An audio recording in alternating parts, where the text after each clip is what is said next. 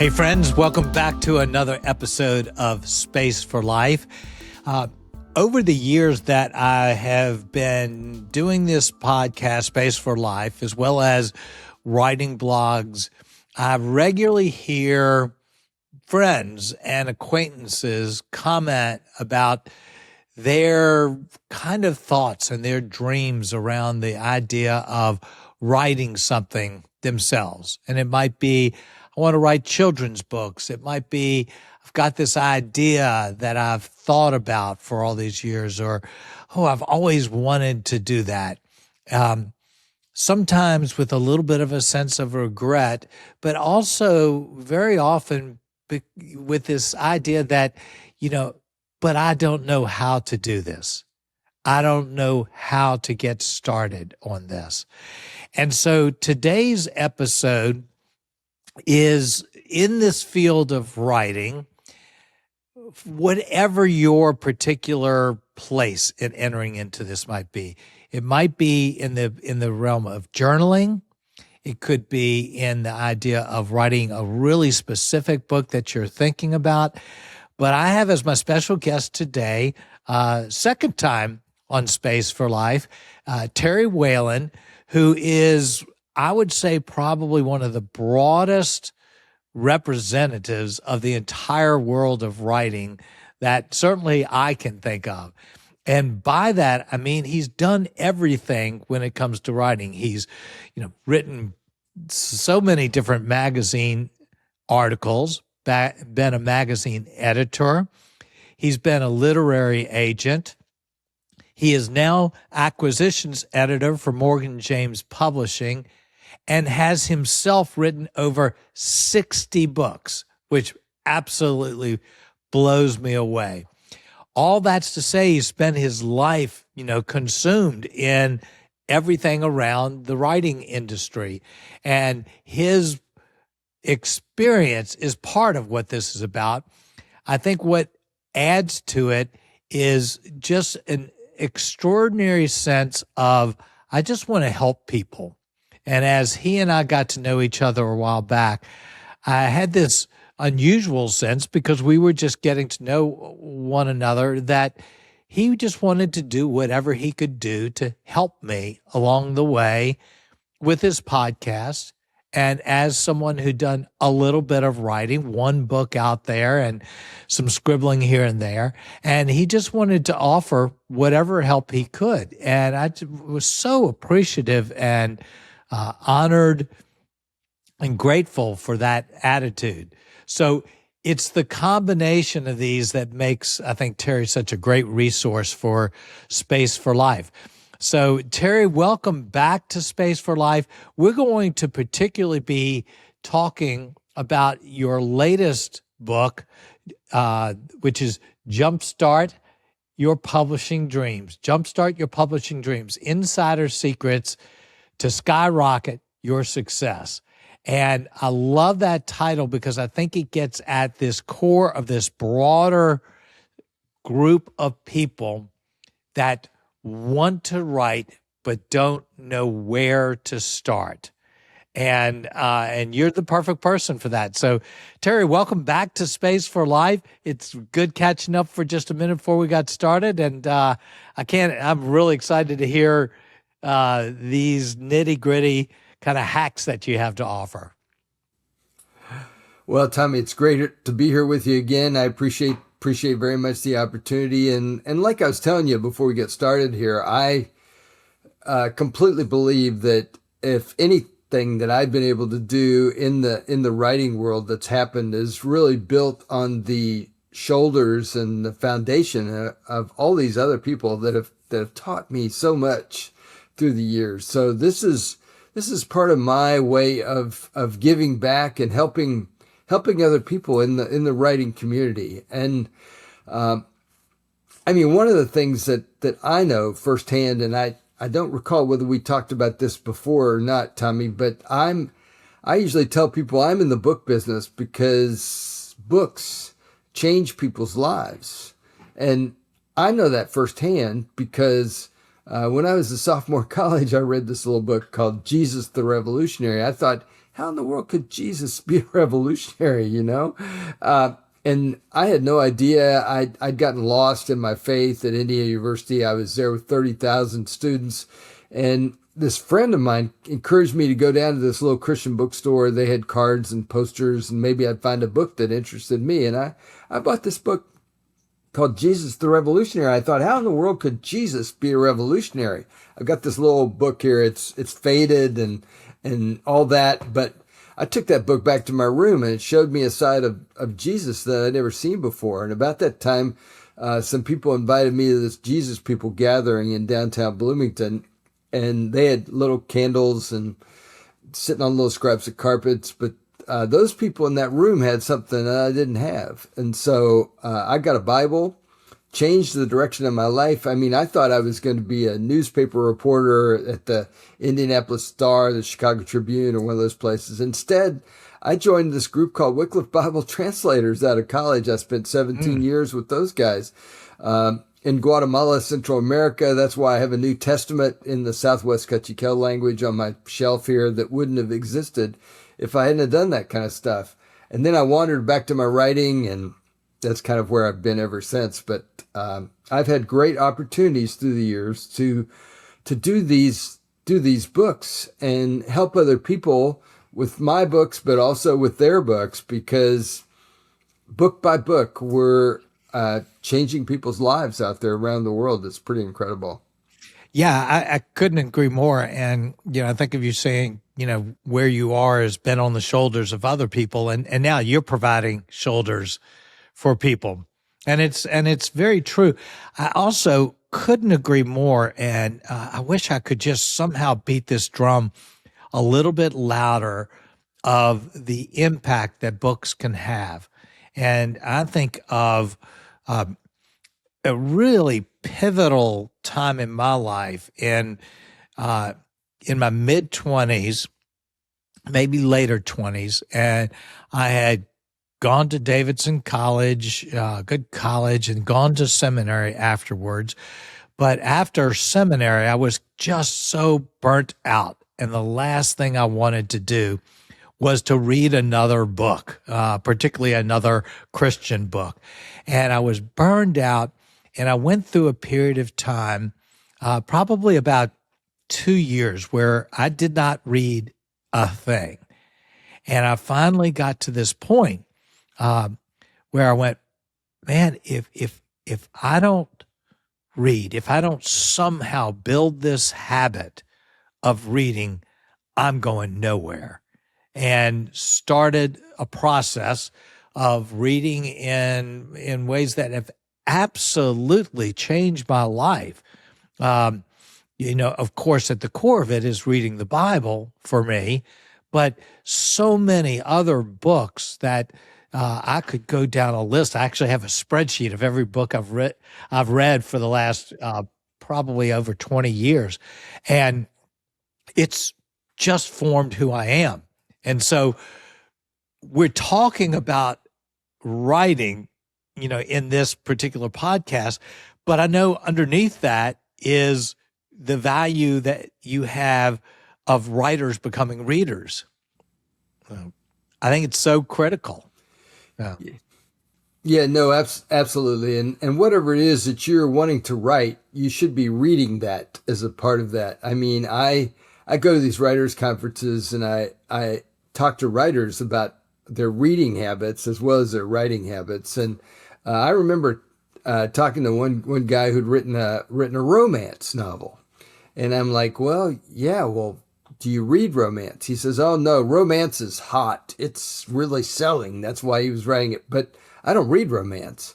I'm like, well, that really wasn't a very good answer, for me to say, because if you're going to be writing romance novels, you want to read those things because they have a certain way that they work, and the formula and the way the plots work and the way they end and all that stuff. I mean, there's some things you got to learn if you're going to really write a good romance novel, and this guy didn't have it. So, asking those questions is a very important part of the process of what I do at these different conferences that I go to. I bet they are, and I bet sometimes you're probably just in awe of the responses you get. It's pretty funny, but we're looking for some writers that get it, that understand that they've got to do their part in this process to be telling people about it. They've got Yeah. to have connections to the readers. They've got to figure out what their way of promoting that book would be and how they're going to do that. There's dozens of ways. So there's not just one way. There's a lot you've got to learn in this whole process to be able to do it successfully. That's for sure. Yeah. So before we jump into all of the content of of your book, Jumpstart Your Publishing Dreams, maybe you can just share for a couple minutes because if you're not in this world, you wouldn't necessarily know this. What is an acquisitions editor? And as an acquisitions editor, assume you're trying to acquire things. What would you say are some of the top core things that you are looking for? Because most people who aren't in it just think I'm just looking for good books, and there might be more. So, give us a little insight into what it is that you're doing now with Morgan James, and kind of as a side to that, what you've learned kind of identifies the types of things you're looking for. Yeah, an acquisitions editor is basically the first person within the publishing house that reads the submission material, whether that be a book proposal, which is really your business plan, or the manuscript. I look at that material. I interview the author, talk to the author, see if they're a good fit for what we're doing. David Hancock, our founder at Morgan James, likes to always say that it's 80% the author, 20% the book. I mean, we can always fix the book. We just can't always fix the person. So I got to find the right people to be able to do this stuff. And at Morgan James, we publish a lot of books. I mean, we've been in business 21 years. We've sold over 20 million books, produced over 6,000 titles. I mean, we're publishing somewhere between 150 to 180 books a year. So there's a lot going on at the publishing house. They're not all Christian books. I mean, maybe 25, 30 of our books are Christian, but we do novels. We do a few children's picture books. We do nonfiction, trade nonfiction, self-help, how-to, business books, all kinds of stuff like that. But the leadership of our company at Morgan James is Christian, so none of our books have any profanity or explicit sex in them. I actually have a profanity checklist, believe it or not, Tommy, of all kinds of words we're not going to publish at Morgan James. And if I find those words, then I need to talk to the author, make sure they're willing to take them out if they publish with us. But yeah, we're looking, and I think the way we work is very different than the way a lot of publishers work out there. We really try to take the long view in this process because we're still coaching and working with authors that came to us 20 years ago in 2005. So I think that's an unusual way that we work. A lot of these publishers, man, they throw your book out there and, in 3 months or 6 months, they're done. They're on to the next book. They're not going to help you with that old book that you did, where we're still trying to help people find their way of getting their book out there into the market. It's not easy. I usually tell people making books is easy. Selling books, that's a whole nother story. Yeah. Well, you said something I got to come back to because it kind of startles me. You said that the head of your Morgan James said that a book is about 80% author and 20% book. That's just blows my mind. That's not, I mean, I would have been amazed if it said it was 20% author and 80% book. Well, we got to find the right author. That author has to be, coachable, teachable, willing to learn, willing to roll their sleeves up and get out there and tell people about their book. It has to be the right kind of kind of person. I mean, most of us are introverts that are writers, so it's not like we love being in a crowd or anything like that. We don't. I'm put myself in that category too. I mean, I just as soon sit in the corner and read a book as get up in front of people. But I've been up in front of people all the time because I know that's part of the process here. So we're looking for the right book and the right person, I guess, at the end of the day. And there's a lot of new books that are being published. I mean, if you include all the self-publishing stuff, I mean, I've heard numbers anywhere from 4,500 to 11,000 new books that come out every day. So, Every day. every Wow. day. Oh, there's tons of stuff that are flooding the market. So it's a very competitive field. So you have to find the right person that's willing to get out there and be telling people about their book. Otherwise, what are we doing here? We're just making Yeah. stuff. Well, it's the blessing and the curse of kind of the digital world, because you have the same thing certainly in podcasting. I think I've heard something in the realm of 250,000 podcasts out there vying for people's attention. So, I mean, you're talking about 1 million books, plus a year, and you're trying to get someone in a world that reads a lot less to come and read your book. So, that's a tough little mountain to climb. It is.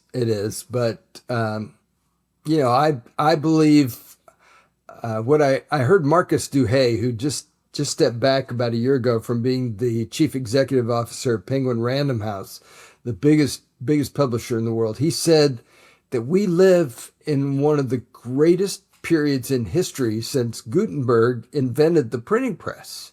Tommy, I mean, when you really think about it, I mean, there's all these people that, that they pine to live in the 50s or the 60s or something like that. It's like, no, I don't want to live there. I mean, look, think of it. We can reach people with our little phone around the world. I mean, it's an incredible time that we live in this world these days. I mean, sure, Yeah. there's a lot of bad stuff happening too with all that, but there's a huge opportunity for each of us, which I think Yeah. is great.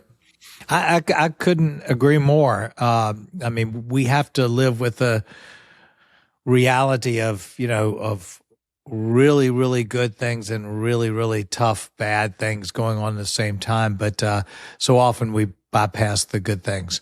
Well, that's a little positive thing for anybody listening. But I want to dive into your book now. Just with the idea and the ear, I guess, for all those who are perhaps those closet potential authors that have an idea or have a heart and a desire to test the waters of writing. And certainly there would be some that might be listening that might be further down the road, and we'll talk about that also. But I want to kind of aim, because I think Jumpstart Your Publishing Dreams has kind of got exactly that sweet spot. That idea of jumpstarting, which means you need some help getting started, and the publishing dreams. And that's where we start so often. We start with a dream. So early in the book, you get right down to the heart of the matter, talking about the goals of an author. Can you give us a little bit more of a thought of how would a dreaming author begin to think about this idea of their goals? Yeah, most people when I talk to them and meet them at a writers conference, their goal is to publish a book. That because books are permanent, you can hold them in your hand, all that kind of thing. But it's probably not the best place to start, really, when you think about it. I mean, I was reading an article the other day that my friend Jerry B. Jenkins, who did the Left Behind books, and he's sold millions of books through the years. He said the same thing. Don't start with the book. You really need to. I encourage people always to start with a magazine article, and part of the reason for that is it's a shorter piece of writing for one thing, and so I Right. mean, books are long. I mean, 50 to 100,000 words to write a book. I mean, it takes a long time to crank out one of those things. Where a magazine article could be 500 words, or it could be 1,000 to 1,200 words. So start with a shorter piece of writing is really part of the great wisdom that I usually tell people. And that's where I started. I was in the magazine world for years, and I've written for more than 50 magazines, and I still write for magazines. And part of the great thing about writing for magazines is you learn some very important skills that every writer needs to have. So, for example, you learn how to write for a particular readership, because every magazine has a little different audience. So you've got to figure out who's that reader. Think about that reader when you write your stuff. You also learn how to have a good title. Maybe a good title for your book, but also a good title for your article. It's got to be 3 to 5 words. It's got to interest people, pull them into it. You got to have a good beginning, a good middle, and a good ending. You got to learn how to tell a story. You've also got to focus that short little piece of writing so that it comes out with a single point for the reader of something you want them to do. We call that a takeaway in the business. You want them to take away something. What do you want them to take away? And if you do learn that kind of thing, and then if you write a series of magazine articles, those could become your chapters of your book. If you made them a little longer, for example, they could be parts of your book. So it's all a matter of kind of being strategic as far as how you're putting it together, and then using that material with the greatest effectiveness through the years. Yeah. I've been one of these guys. I write original stuff all the time, and I get that, but I think there's some real power if you sort of come up with a strategy and a game plan like that. How do you hold that idea of writing magazine articles up to the idea that certainly I've done for many years of blogging, which is something of a similar-ish type of construct as a magazine article, might be a similar length, but there are also differences.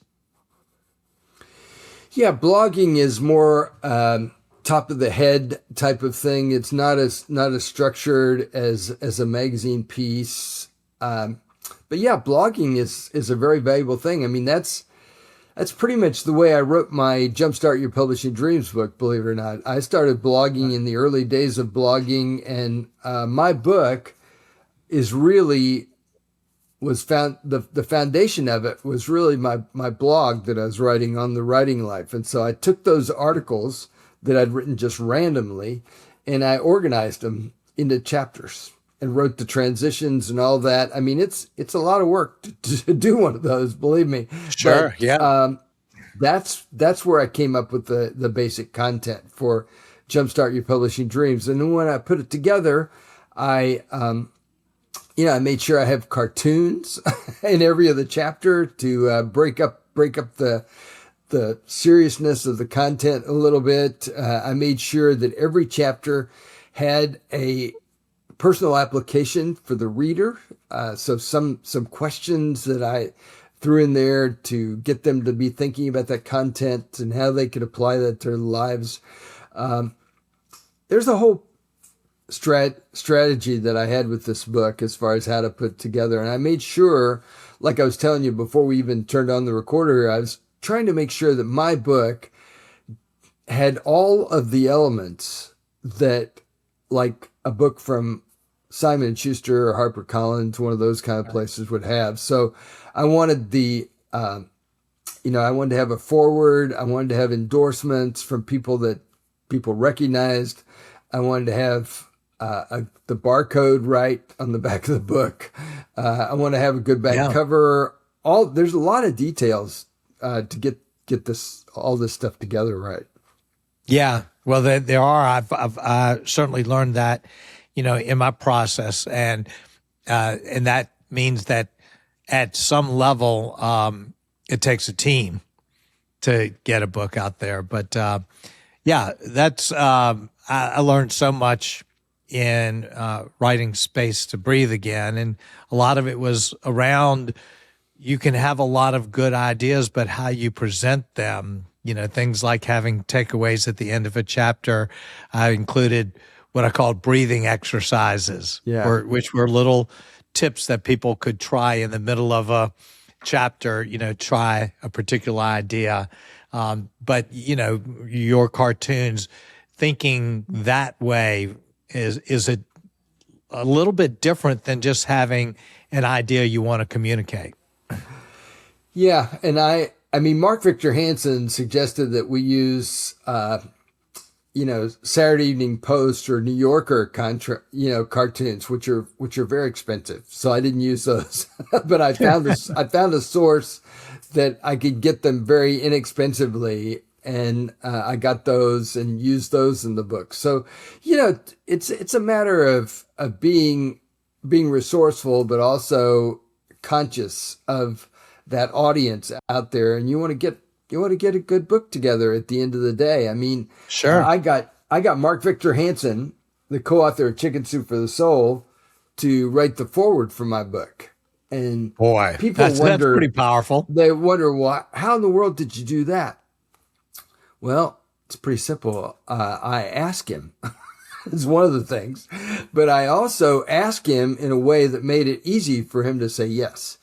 So I wrote the foreword for Mark Victor Hansen that I wanted. I did a little research online. I figured out what kind of thing that he could write that would tie into my book. And then I knew I was going to see him. I was going to a writer's conference where he was going to be. So I brought my little foreword along with me. And so I was standing in a group of people talking to him, and I had that in my hand, and he looked over my shoulder. He said, "Terry, what's this foreword by Mark Victor Hansen?" I'm like, "Oh, Mark, I just want you to take that and read it and see if you're okay with it." He's like, "Oh, okay, I can do that." So he took my little papers and went off somewhere. And a little while later, he came back to me and said, "Terry, I want you to know I'm okay with that forward." I'm like, "Thank you very much, Mark." That's all I needed to hear. Wow. And so that's how that happens, And people don't realize, I mean, I've written forwards for, Billy Graham and Eugene Peterson and Luis Palau and Jerry Jenkins and all kinds of people through the years. And these are busy people, right? So the way you get them to do it is to make it simple, make it easy for them. They just have to read it. They fix a couple words and then they say, "Yeah, go with this." Wow. That's great. Already a ton of very, very usable tips. So let's go back to the idea of goals. If someone is getting started on this, what kind of goals should they think about? How do they go about kind of crafting this beginning of a business plan of what it is that I want to do as a potential writer? Yeah, I think part of the way you set your goals is to most writers that I know decide on a word count that they're going to consistently write a certain number of words, and so some authors. I mean, a number of my author friends say they're going to write 5 pages every day. Well, that's a lot. You might not be able, a 5-page person, you might not be able to do that, but pick a goal that is something you could do. So maybe you're a half-page person, a day. But if you do that half page day after day after day, you can end up with quite a bit of content at the end of the time. Right. So it's a matter of coming up with a reasonable goal that you can actually do, and then persisting to do that goal over and over and over. I mean, people wonder how in the world I've written all these books, and it's not complicated. I write them one page at a time, just like everybody else does. But I do it, with all my heart and consistently, and that's what it's turned into. Some Yeah. some books I have to write very rapidly. Some I have some time to be able to do it. Some are children's books. Some are biographies. I mean, there's all different kinds of stuff I've done through the years. So it just matters what's the project, when's it due, and how can I get it done. Pretty much is what it is. Well, and some of that writing and those goals might need to precede knowing exactly what the end is. It's developing a discipline, or at least it feels that way to me, that I need to develop the discipline of writing. And I always have to consider, if my goal is, 500 words a day to write, that I'm going to have to double or triple that to make the use of those words, helpful. But I don't worry about that on the front end. I just try to get the words, good solid words written that are conveying an idea, and then I can come back and make it pretty a little bit down the road. Right, right. No, that's exactly right. I mean, the other day I was reading about one of my friends, Beth Adams, for example. She's the editorial director at Faith Words, lives in Brooklyn. But I was reading about her, and she's actually has a side hustle. She calls it a side hustle of writing books for other people, and she's written over 80 books for other people. She gets up at 5 a.m. and spends the first hour or two of her day writing her own stuff before she goes to work at Faith Words and works on other people's stuff. So Wow. so it's all a matter of coming up with your game plan and then answering the real question, how can I fit this into my life? Am I going to skip some late night TV? Am I going to get rid of some other stuff that's filling my life so that I can write? It really is a commitment to be able to do that over and over. Right. It's somewhere there's this spot that it's both joy and discipline, joy and work, and someone has to accept that it's going to have both parts of that if they're going to last for any length of time, as is true with most anything worth pursuing. Yeah. So it is true, and it's I freely admit that I don't like doing some of the stuff that I do all the time, but I still do it because I know it has a good result at the end of the day. So. Oh my gosh, I can't even imagine as an acquisitions editor how many books you must read in a year. Of course, you maybe are reading more book proposals than the actual books, but it's still got to be an extraordinary amount of pages that you read. Yeah, it is. I usually tell people being an acquisitions editor is like trying to drink water out of a fire hose. I mean, it's really impossible, the amount of stuff that I get. And I tell people I don't read everything. I read a few pages, and I can tell usually if the writing's going to work or not. And my colleagues read much more deeper than I do in this process, but I can usually tell in the first page or two if it's got the right shape and is gonna work. Well, you've been doing it for a while, so you a little further in. Hold up, Jumpstart, if you would, for those who are watching it. Sure. On YouTube, Sure. And a lot of people don't have a sense with a book like Jumpstart. Is that 10,000 words? Or is that 200,000 words? So roughly, what would I'm not sure. It's been a while, but I think it's probably around Probably around 70,000 words would be my guess. 70,000 70, words. 75,000. Yeah. Yeah. Yeah. Yeah. Okay. So early on in the book, you talk about the catch-22 of publishing. And we're all kind of familiar with catch-22s. Tell me a little bit more about that.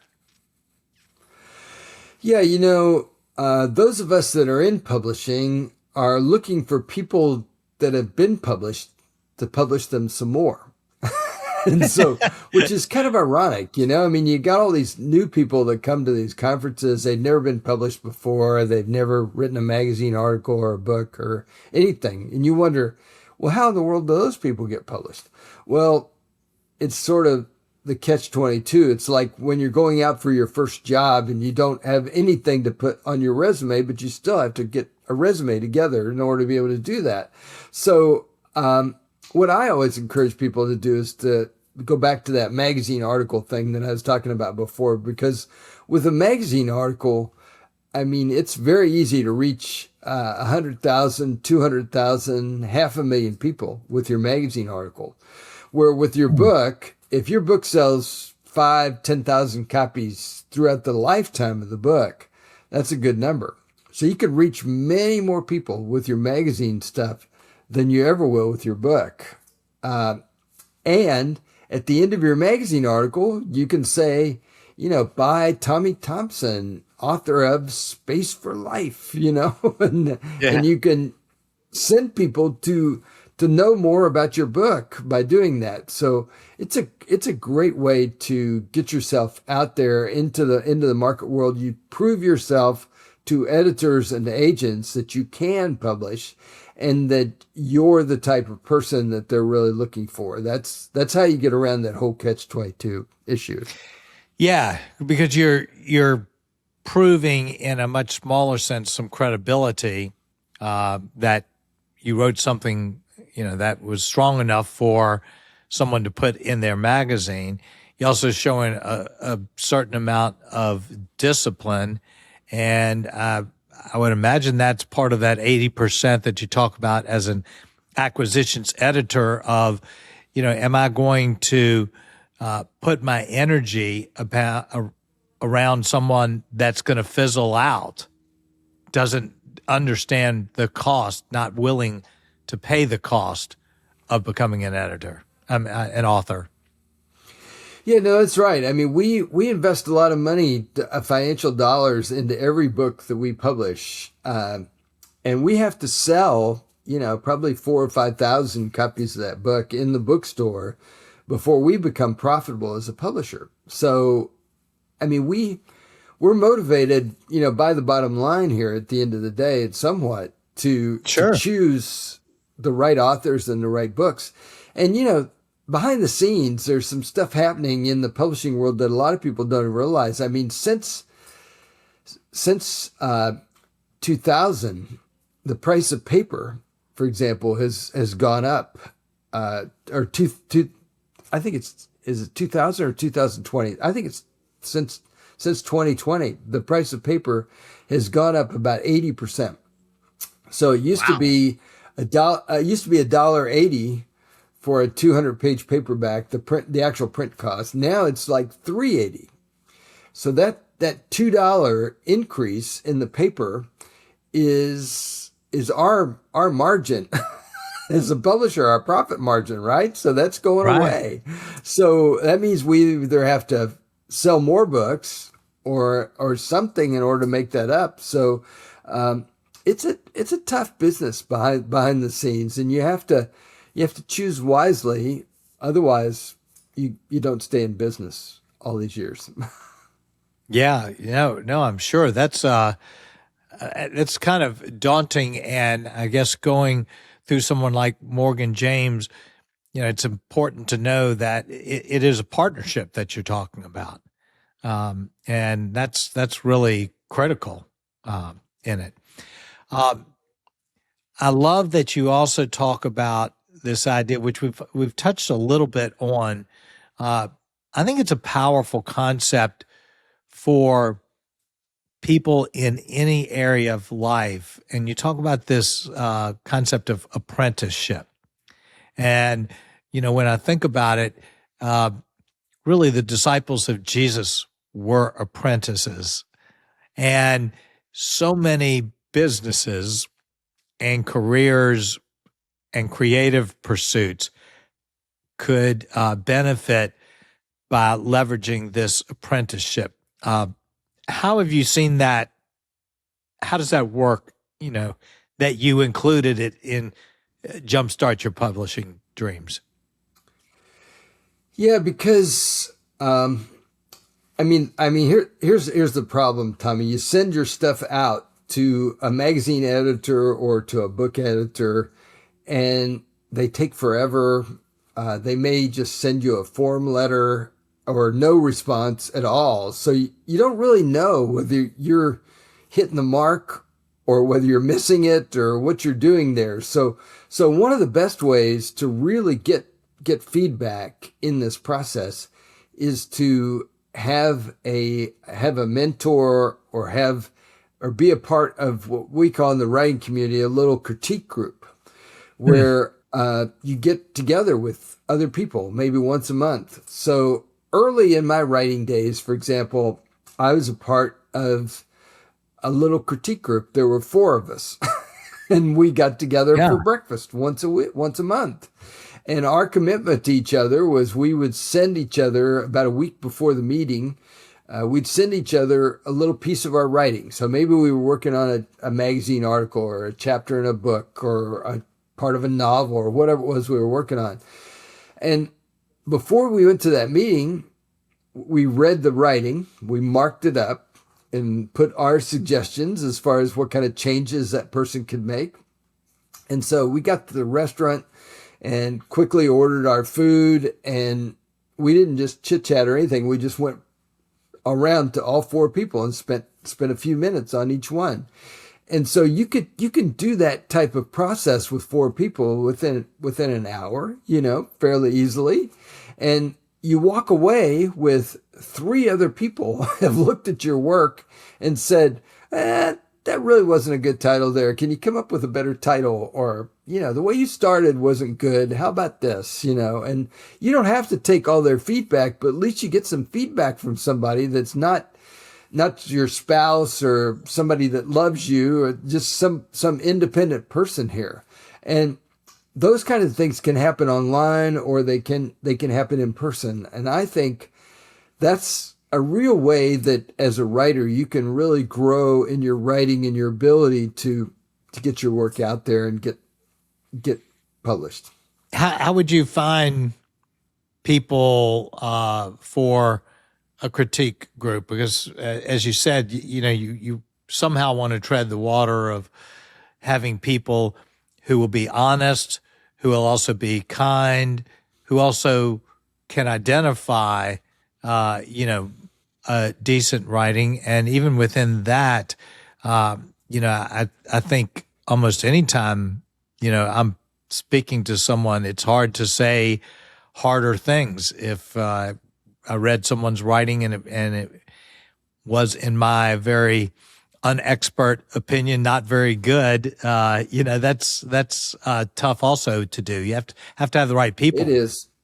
You got to be a bit thick-skinned as a writer. I freely admit that, but I guess the way you find people would be in your own network. I mean, maybe you put a little blurb in the church bulletin that you're in. You're interested in getting together and find several people and just start. You have to take the initiative often to get this going, but I've been in some terrible critique groups. I've been in some good ones. You just have to sort of experiment to find one that's going to work for you. Some of them, they meet once a month. They read each other's stuff. I mean, they're all different as far as the way they work, but, or maybe you go to a writer's conference and, you find somebody at the conference that's in your city or in your area that you could get together. I mean, there's a lot of different ways to work this out. Yeah. Well, it's a great idea. I think it could help people in so many, different areas of life to think about that. I think you used a word that sometimes goes against the normal personality of someone who's a writer, and that's the word initiative. And as you said, a lot of writers, including myself, I certainly see myself as an introvert. And as an introvert, it is sometimes easier to sit back and wait for things to happen. And it is sometimes hard to take the initiative and to stick your neck out there, by asking someone to do something or sending someone your writing. And yet that's probably one of the most critical pieces for all sorts of the different thoughts that you have is that choice to say, this matters to me enough to step out of my comfort zone. Yeah, no, that's exactly right. And in the magazine writing world, one of the good things that we do is the editor usually writes some guidelines, writer's guidelines, and you can Google that or look for those. And so they tell you what they want, basically in those guidelines. So if you write something that they're asking for, that's going to be, way up the chances that something like that is going to be something that they could say yes to. So, follow, it's pretty basic here, but, read the guidelines, follow the guidelines, and then send them what they want. Some of them even have theme lists. I mean, I've worked as a magazine editor, and, to pull together a Christmas issue or a February, we're in February here, so something for Valentine's and love and all that, or President's Day or whatever it is you're working on, it's pretty hard to find that kind of stuff. So if you send them something like that they can use, you're going to really up the chances that you could get a yes from them with that. Well, this is great. I'm thinking, and I didn't actually plan on doing this as we were talking about the podcast, but I've got a little piece of paper to the side, and I'm making notes of all the things that I need to consider doing because I love writing. I love communicating, I guess I should say, and writing is a great way to communicate with precision a message that you want to communicate. And so it matters to me, and I've enjoyed the process. But the process, it's a whole new world out there. So I'm making all these notes on the side about I need to look into magazines. I've never written a magazine article. I've written a lot of things over the years, and I need to look at their guidelines and all of that. So these are great ideas. Well, I mean, there's a little magazine that, maybe get at your church even called The Upper Room that people have those devotions for like over a 3-month period. Well, those different people write those things, and they even have guidelines online. You can even submit them online to The Upper Room. Well, they have a circulation time of about 6 million. Wow. People read those devotions. And so, it'd been a long time since I'd been published in The Upper Room, but I was at a writer's conference, and I saw the editor at The Upper Room, and she said, "Terry, you should be submitting some stuff to us." So I'm like, okay. So I wrote 4 different devotions. I thought I'd give this a whirl. I mean, if you look at their magazine, it's in a particular pattern. So you have to have a verse, a prayer, right. A little personal story, all that kind of stuff. So I wrote 4 different ones. I sent them in. 3 of them they passed on. 1 they took. so it's a numbers game in some ways of finding the right material and the right thing that they wanted. They actually, the editor told me they prefer getting some from men because it's mostly women that they get their submissions from. They also prefer something from the Old Testament rather than the New Testament, because most people write their stuff, their devotions about the New Testament. So pick something out of the Old Testament to write for your Yeah. devotion. Just that kind of stuff will really put your stuff in a different category when they get it. If you hear all these kinds of things and take action on them. Well, and there's I hear what you're saying in terms of that story, and my mind actually goes to a totally different lesson in that. I mean, you've written 60 books. You're, a quality communicator through the medium of writing, and you sent 4 devotionals into the upper room. And my first thought would be, well, I mean, they just see it's from Terry. They're gonna grab all 4, and and No. yet, writing and reading and communicating is a fickle business in a sense, and even someone as accomplished as you are could have people choose to pass on something, and that's probably really, really, in a sense, good news for someone who is trying to make their way up. Good news, bad news. Yes. Yes. Yeah. So I also want to just touch on just a couple more things, and then hopefully, I think a lot of people will enjoy kind of getting the deeper dive that is actually the book, and we'll talk about that.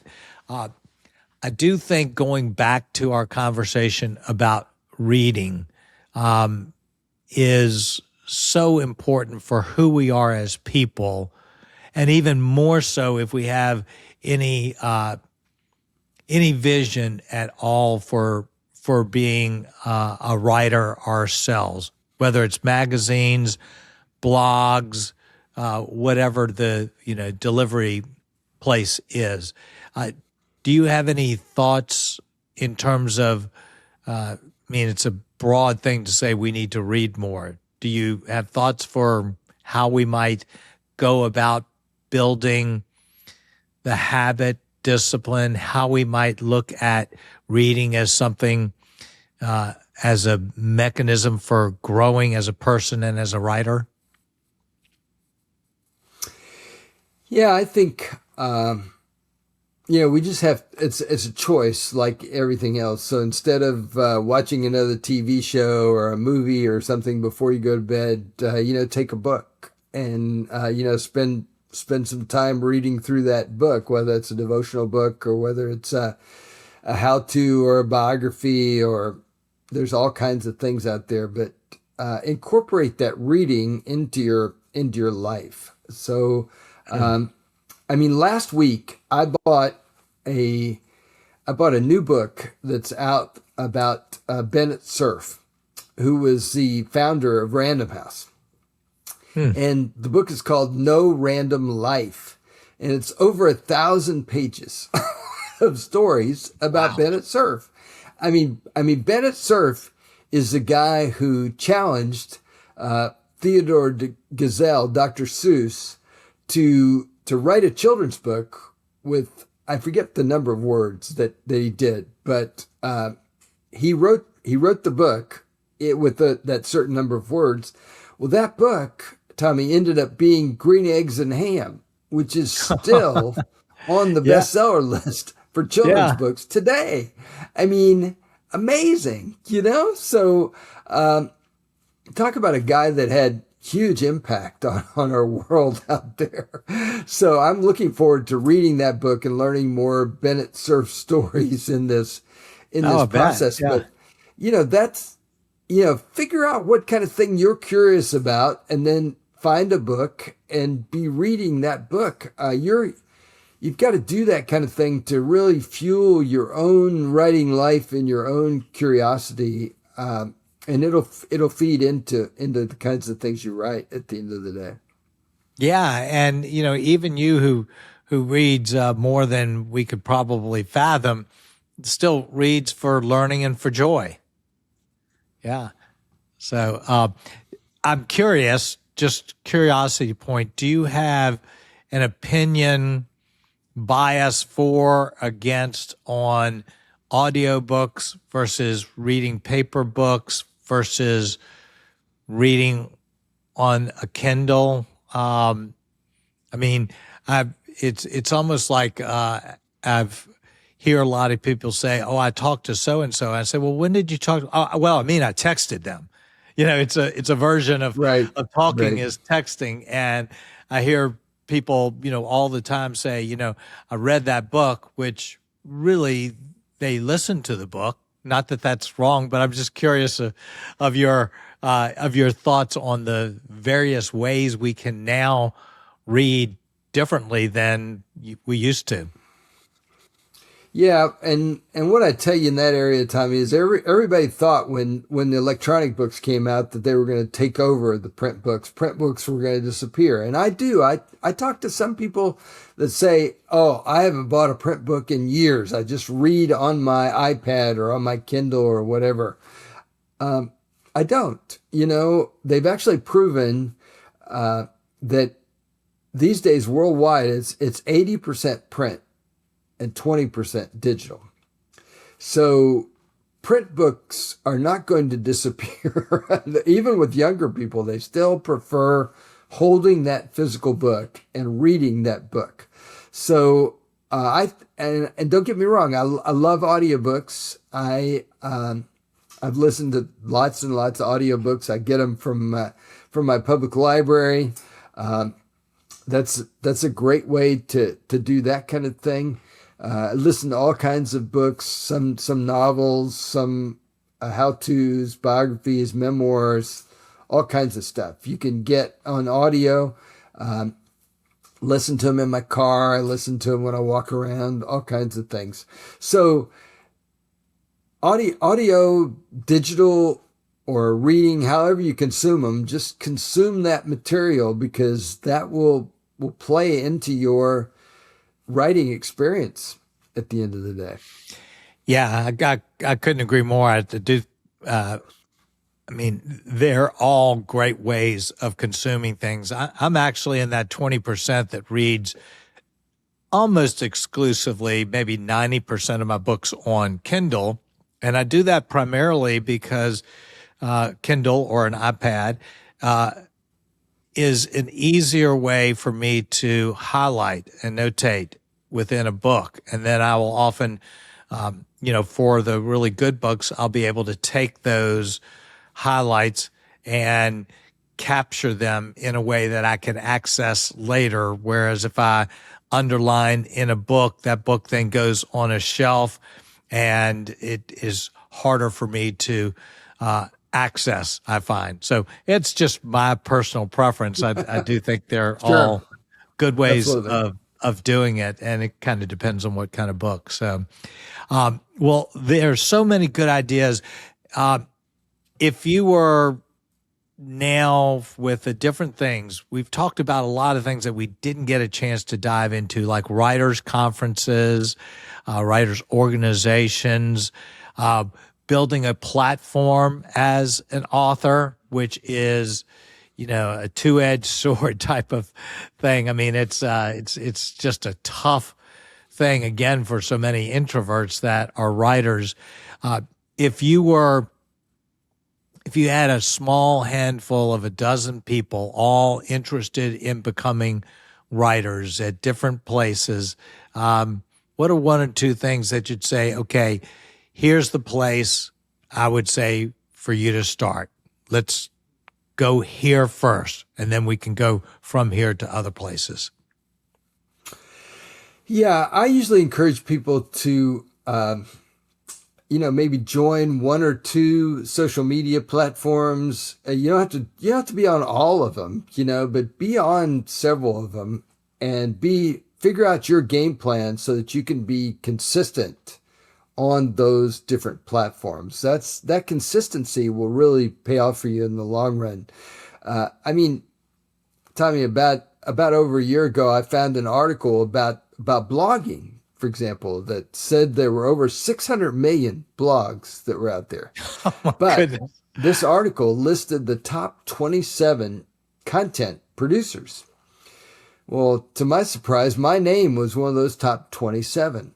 And it's not that I'm doing, I mean, I was there with Seth Godin and Ryan Holiday and Jeff Goins, people like that. And it's not that I'm doing anything magical here, but I started blogging in like 2004. And since 2004, I've been blogging every week. So I have over 1,800 entries that are in my blog. I mean, it's an incredible wealth of information that's over there. And I just do it every week and send it out. I have about 400 people that get my blog every Monday on their email. Lots of other people read it other ways and stuff. But that consistency is what really you have to do. You have to figure out what you can do and then develop a system that you can do it consistently. I have over 170,000 people that follow me on Twitter. I have 19,700 people that follow me on LinkedIn. And so I have those kind of connections. So I post on social media 12, 15 times a day. And I've been doing this for years, but I have a system that I've developed where I don't spend gobs and gobs of time doing this. I mean, I don't spend all day reading my Facebook news feed or something like that, but I'm posting on that feed, like 12 times a day. So I spend about 30 minutes a day on that stuff to be able to get that out there on a consistent basis. But I have a system that I've developed and a pattern. So you can do the same kind of thing. I figure, hey, if I can do it being acquisitions editor at a New York publishing house, as well as a writer, then you can figure out some small or large piece of that to get started. So just start small and then do it consistently. Oh man, that's great. I love that. I love the idea of just developing some simple systems to make it easier and also to make it more manageable, that you can, over time get a tremendous amount of content out, one short blog at a time. So that's great. Well, I'd love to just give people the opportunity to connect with you, or how they might contact you or Morgan James, as well as where they can find your book. I think I already know the answer to that, but yeah, tell us a little bit more, because I think there's probably a lot of ideas out there. I'd love for people to go start to follow me on Twitter. It's just my name, Terry Whalin, and in my Twitter profile, I have my personal email address, which is just terry@terrywhalin.com. And Okay. people wonder why in the world I do that. And I do that because I want people to be able to reach me, and I want to help people. I want to send them to my free stuff and, help them figure out this whole writing journey and how to do that kind of thing. If it's Morgan James, they can pitch me there, and then I'll answer them from my Morgan James email or something like that. I mean, we receive over 5,000 submissions a year, Tommy, for those 150 to 180 books. So we get a lot of stuff that comes in, but we're still looking every day for the right people and the right stuff. And as far as my book, you can get it at jumpstartdreams.com. You can go to terrylinks.com/JY or JYPD, which is Jumpstart Your Publishing Dreams. If you go to terrylinks.com, that'll give you the first chapter and the endorsements and all that kind of thing. So, but you can get my book everywhere. That's why I published it with Morgan James, because you can get it at target.com or wherever you'd like to get it. Great. We'll put all of that in the show notes for those who want to access show notes. And as I said at the beginning of the podcast, I think what I don't know if it's unique, but what is really appealing in terms of how I've gotten to know you is that you do genuinely want to help people. And so you welcome things that other people don't welcome, in terms of connecting with people and helping however you can, whether there's something in it for you or not. And I really appreciate that about you, and it's very genuine. So if you're listening to this and there's something that you really want to ask or explore, I encourage you to take Terry up on his offer. So, Terry, this has been a great conversation. There was a whole list of things that we could have gotten into that we didn't get down to, but I think that I think it hopefully inspired people to consider acting on their dreams in some way, even as daunting as writing a book might be, how daunting it is to put yourself out there, even in a magazine article, on a blog. There's just tremendous joy and satisfaction that comes by taking those risks that we have, getting out of the boat, so to speak. And so I appreciate your help, because we need help. We need to get on someone's shoulders, and yours are good shoulders to get on top of. So thank you so much for, again, being on Space for Life. And I look forward to staying in touch with you and pursuing my little list in my right-hand side of things that I need to work on. So thank you, Terry. Thank you, everybody, for being a part of Space for Life again, and we will be back soon. Thanks.